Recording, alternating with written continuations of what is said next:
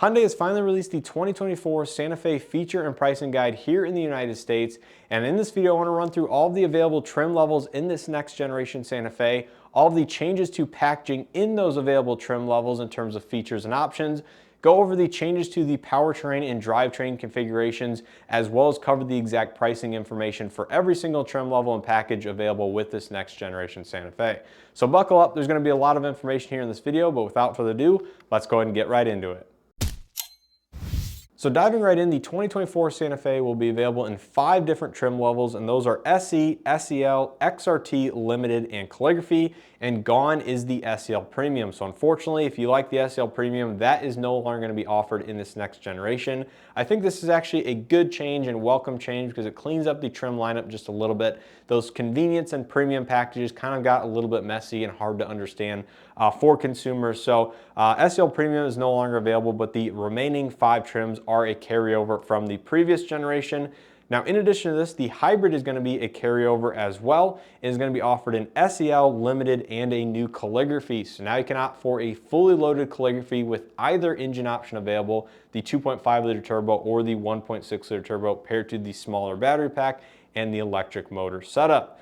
Now, when it comes to powertrains, gone is the 2.5 liter naturally aspirated 4-cylinder, which was the former standard or entry-level engine option available in the Santa Fe, and that is replaced by the 2.5 liter turbo paired to the 8-speed wet dual-clutch transmission. So this was formerly only found in the Limited and Calligraphy trims, but is now standard across the board, even in the entry-level SE. So definitely a big bump in output and performance for some of those lesser trim levels. And available still is the 1.6 liter turbo hybrid option, which is paired to a small battery pack and of course that electric motor setup, and a 6-speed automatic transmission. So very close or very similar in terms of the powertrain offered before, minus that base 2.5 liter naturally aspirated 4-cylinder. And one big change in addition to this is specifically for the hybrid vehicles, is the hybrid is now going to be offered in a front-wheel drive and all-wheel drive configuration, where unlike before, it was only offered in all-wheel drive. So I guess if you're looking for a front-wheel drive only Santa Fe and looking also for the more fuel-efficient option, you can now opt for a front-wheel drive hybrid, which will definitely be very interesting to tell how it drives and some of its characteristics versus some of the other hybrid Hyundai SUVs, which were formerly always offered in all-wheel drive. So good to see that change, and I'm sure that will net an MPG improvement as well. So now moving on to the feature and option differences versus the previous generation, more specifically the 2023 models, because we are all very familiar with that vehicle. So I'm going to compare each trim level individually, say SE to SE or SEL to SEL, etc. Go over the features that they're gaining for 2024 or losing, because there are a few trim levels where it does lose just a handful of features. So I'm going to note those as well. Then we'll get into the exterior, interior color combinations, and then wrap up this video with pricing. Now, starting out with the entry-level SE model, it's going to gain forward collision avoidance 1.5, lane follow assist 2, driving attention assist with hands-off detection, so just a few more advanced safety systems from Hyundai.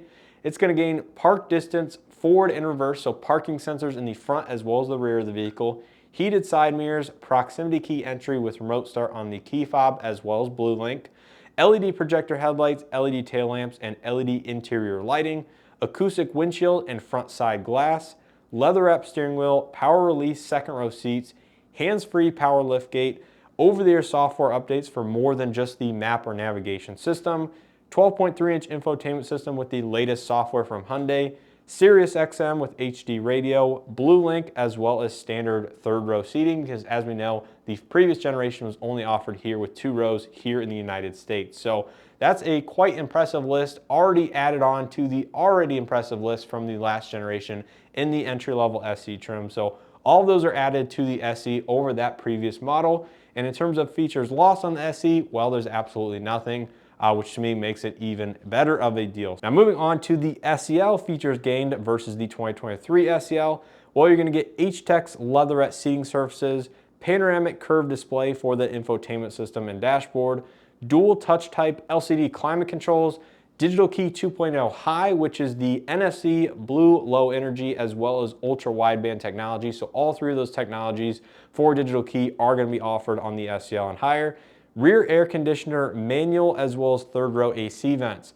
Now this is a little bit vague at this point. I don't know if it adds a secondary air conditioning system to the Santa Fe for, the rear occupants, more specifically the third row, or if it just adds the rear AC controls in the third row along with the AC vents off of the main air conditioning system of the vehicle. So not sure if it's a secondary unit or just the vents as well as the controls for the third row in specific, but that is found on the SEL and higher.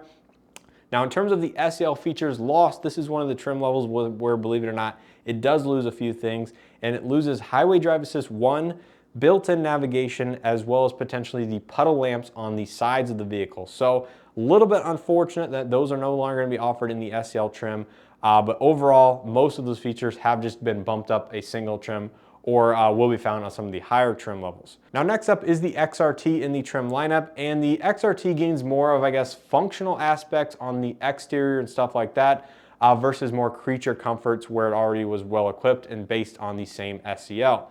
So the XRT is going to gain just over 1 inch of additional ground clearance, all-terrain tires, C-pillar assist handles, which are those lockable grab handles in the C-pillar just above the rear tire to help you gain access to the roof rails or on top of the vehicle. Very neat feature in my opinion. 4,500 pound towing capacity, 110 volt power outlet inside the vehicle, as well as a single conventional type power sunroof. So all those are going to be gained over the 2023 XRT, or just new features such as the increased suspension lift and the larger wheels and tires and stuff like that. So very functional. Also cool to see the 110 volt outlet being added to the XRT, because personally I think that is a very functional aspect if you're camping or doing anything like that. Definitely need that power outlet. But anyways, moving on to the XRT features lost. Again, nothing for this exact trim, so great to see that. Next up, we have the limited features gained over 2023. We have 20-inch alloy wheels, park distance warning for the front and rear, which was already previously available, but this also adds the side contour as well. Ambient color changing interior lighting, UVC sanitizer compartment for the upper glove box, fingerprint recognition, Hyundai CarPlay, as well as third row USB charging ports, and Hyundai says these are higher output USB ports as well. So overall, a fairly small list of items added to the limited, but nice to see some more comfort, convenience features. The UVC sanitation compartment will be interesting to try out in person, see how it works, as well as the fingerprint recognition, which has been available on some Genesis vehicles for several years now. But I believe this is the first Hyundai vehicle with the fingerprint recognition, which will also be very interesting to test out. Limited features lost versus 2023, absolutely nothing once again. And finally, moving into the calligraphy features gained over the previous generation. This is actually a fairly lengthy list as well. So first up, we get 21-inch alloy wheels, forward collision avoidance 2, highway drive assist 2, blind spot collision avoidance assist, C-pillar assist handles, which again is found on the XRT, driver relaxation seat, captain chairs in the second row, so 6 passenger seating for the calligraphy, 7 passenger for every other configuration. And with these captain chairs comes power adjustments, so it has power fold, dive, recline, tilt, and I believe they do power relaxation as well. So very impressive second row seating, and they are going to be heated as well, of course. Expanded interior ambient lighting with alert warning integration, so I believe the ambient lighting interacts with some of the driver assistance systems, I do believe. Dual wireless charging pads, H signature interior lighting for those charging pads, 12-inch wide heads-up display versus the smaller, I believe 8-inch or so heads-up display in the previous generation, as well as a digital rear camera mirror. So all of those are going to be added to the top-of-the-line calligraphy, which once again was already very, very well equipped in 2023 and even more so for 2024. And finally, I do want to wrap up these trim changes moving into the hybrid. Now, the SEL Limited and Calligraphy Hybrid in specific are going to be very, very similar to their gas internal combustion counterparts. So in terms of features and options, there's really no major changes that I was able to distinguish looking at the hybrid variants, where before they were a little offset with the blue entry-level hybrid and stuff like that. Looks like Hyundai has cleaned that up and made the gas as well as the hybrid pretty much identical in terms of equipment. But there is one major thing that I think is worth noting, and Hyundai lists that the SEL and higher hybrid, which essentially is every single hybrid trim, now gets the radar type rear occupant alert. Now, I believe this is the more advanced and more sensitive rear occupant alert that they were teasing over the last several years. And this only seems to be found on the hybrid versions for some reason, not the internal combustion engines. So will be interesting to see if this technology is indeed different for the hybrid in specific, but if it is, it certainly should mean that it is more sensitive, can detect minor movement, maybe even breathing inside the vehicle in case someone is sleeping or fainting or something like that inside after you leave the vehicle. And of course, will alert you by sounding the horn, the lights, as well as on the Bluelink app. So that is the only major feature difference that I was able to distinguish for the hybrids in specific. Now moving on to exterior, interior color combinations for this next generation Santa Fe. For the most part, a lot of these same exterior colors or very similar colors that are currently available on other models are here on the Santa Fe, but there are a few key outliers which are great to see and definitely spruce up the Santa Fe lineup. So in terms of exterior colors, it's going to be available in Phantom Black, Serenity White, Shimmering Silver, Ecotronic Gray Matte, Ultimate Red, Earthy Brass Matte, Hampton Gray, Terracotta Orange, as well as Rockwood Green. So as we can see, there's going to be two exterior matte paint options available on the Santa Fe. And it is worth noting the Terracotta Orange is going to be a later availability. I believe it quoted May 2024. So I'm sure we'll start seeing those, by June or sometime like that. But overall, the rest of the color palette seems to be going to be available from launch of this next generation Santa Fe. And really interested to see the Earthy Brass Matte in person.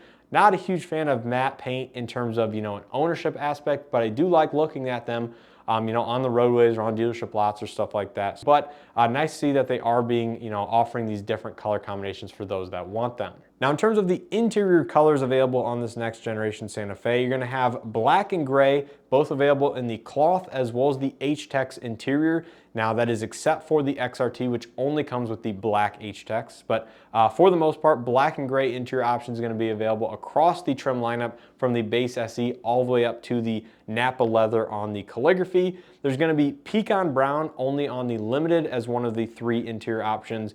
And there's going to be a forest green and beige kind of two-tone interior only on the calligraphy, again, in addition to those black and gray options. So nice to see that they gave a change to the color palette and the interior colors available with the pecan brown as well as that forest green beige, only specifically for those two trim levels, likely because they are genuine leather and of course that Napa leather on the top calligraphy.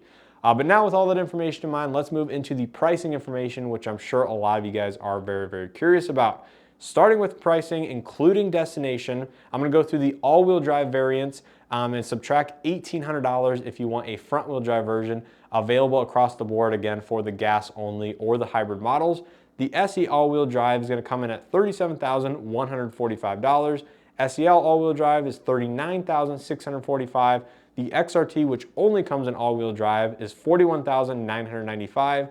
Limited all-wheel drive is $46,545.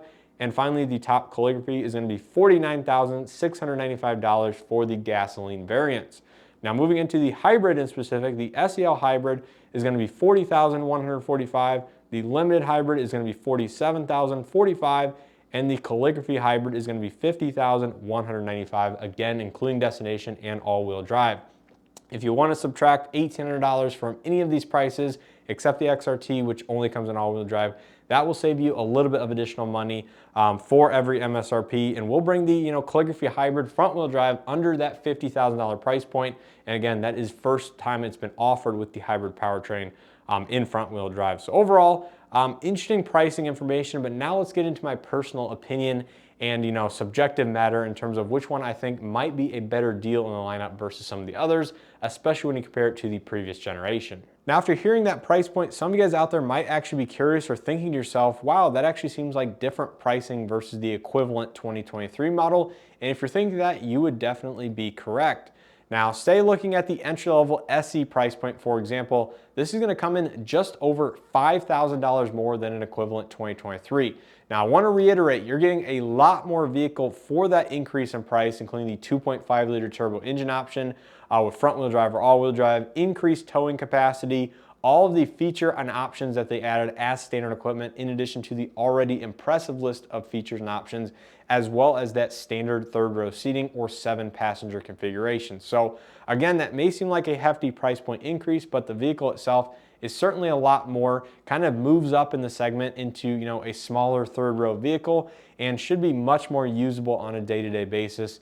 If you're kind of, you know, thinking the Santa Fe was a little bit on the small side and now maybe right size for your situation, especially if you only need occasional usage of that third row. But if you're looking at some of the other trim levels, such as the STL, XRT, Limited, or Calligraphy, those are going to be right around $4,000 more than an equivalent 2023 model, up to about $4,500 depending on which one you are considering. So if you're looking at some of the higher models, it's going to be right around that $4,000 price point of an increase over the year equivalent 2023. But again, do consider the changes that they made in this next generation, not only in terms of features, options, creature comforts, everything like that, but the powertrain and drivetrain changes as well, which are probably a little bit more expensive to manufacture on their end of things. So in terms of my overall personal opinion after seeing this pricing and the feature guide, I think this is going to be a great vehicle for Hyundai. Glad they differentiated it from the Tucson, because the Santa Fe and Tucson were often cross-shopped, I think, by people out there. Even though the Santa Fe was noticeably larger, I believe it was about 5 inches longer overall, a little bit wider,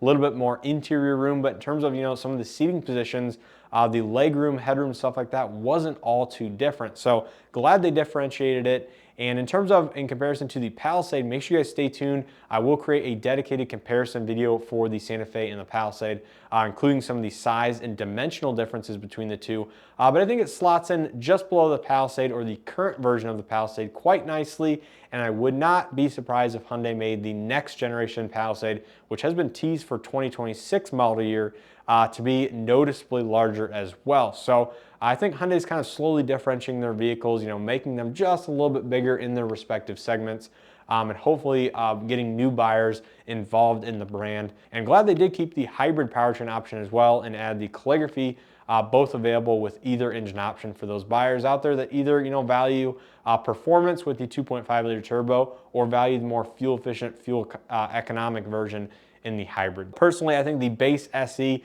seems like a very reasonable value. Glad they added some of that standard equipment. And I think the Limited and Calligraphy with their, you know, high-end feature set, even more so than the previous generation, are going to be interesting buys as well in, you know, the mid to upper $40,000 price range, depending on, you know, which trim level, which drivetrain option, and everything like that. The power adjusting second row seats is, you know, probably class exclusive, I would think, in the top Calligraphy model. Not something you're going to see in most mainstream brands out there. But again, you are paying for that at nearly $50,000. So you guys will have to let me know your thoughts down in the comment section below. Of course, if you guys have been following the channel, I will be attending the 2024 Chicago Auto Show, where I fully expect the Santa Fe to be in attendance, hopefully in more than one trim level.